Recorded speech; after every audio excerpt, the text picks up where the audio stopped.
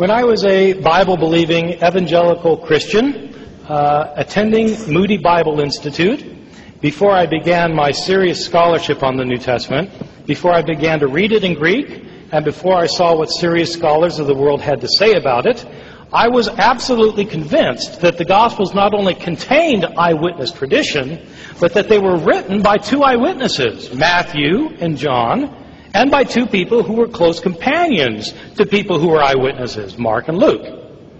Intense research has a way of changing your mind about things. But I don't want you to think that this is a reason for you not to use your brain.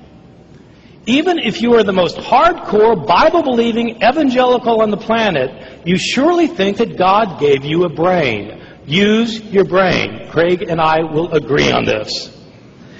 God gave you a brain to think with. Apply reason. That's why God made you a human being instead of a slug. Don't be afraid of using your intelligence to find out the truth. The truth may not be what you were taught, but if it's true, you should believe it, not run from it. As I studied more and more using my intelligence as an evangelical, but also praying about it, I became convinced that the New Testament Gospels were not written by eyewitnesses or by people who knew eyewitnesses. The first point to make is the rather obvious one that the Gospels don't claim to be written by eyewitnesses. They are all anonymous. The titles in your Gospels, the Gospel according to Matthew and so forth, were added by later editors. They were not put there by the original authors. Second point, none of the Gospels claims to be written by the person whose name it bears. They don't claim to be written by eyewitnesses, and they don't claim to be written by people named Matthew, Mark, Luke, and John. Those are later traditions that were added to the Gospels. These traditions do not start appearing for about 100 years. Some people think that there is an early church father named Papias who attests to the witness of Mark and Matthew, but in fact there are very solid reasons for thinking that Papias, who lived around the year 120 to 140, is not referring to our Mark or our Matthew. The first time anybody refers to Matthew, Mark, Luke, and John by name is Irenaeus in the year 180, 100 years after these books were written.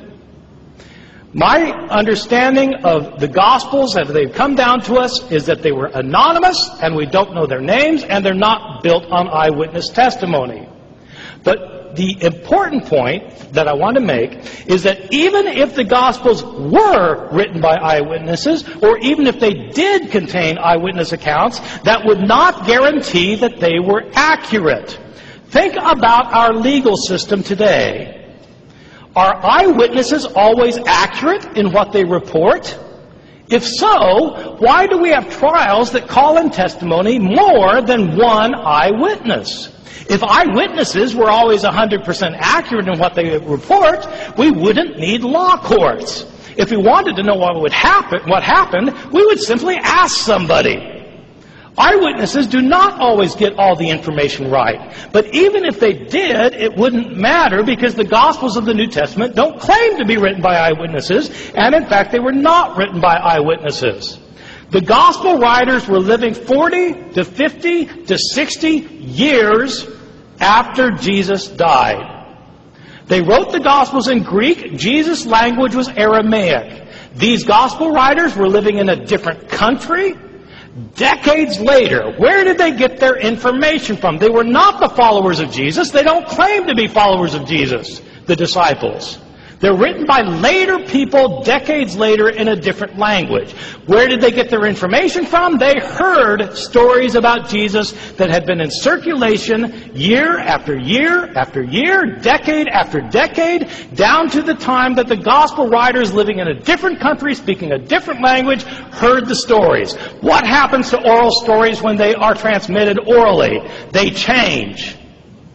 The Gospel writers have discrepancies among themselves because the stories that were told and retold were changed over time, and the Gospel writers themselves sometimes changed the stories. That's why there are discrepancies. That's why scholars might be able to tell you generally what Jesus was about. They can list 8 things that Jesus did, But they can't tell you the details and agree. Why can't scholars agree? Because there are so many discrepancies that the Gospels are not reliable.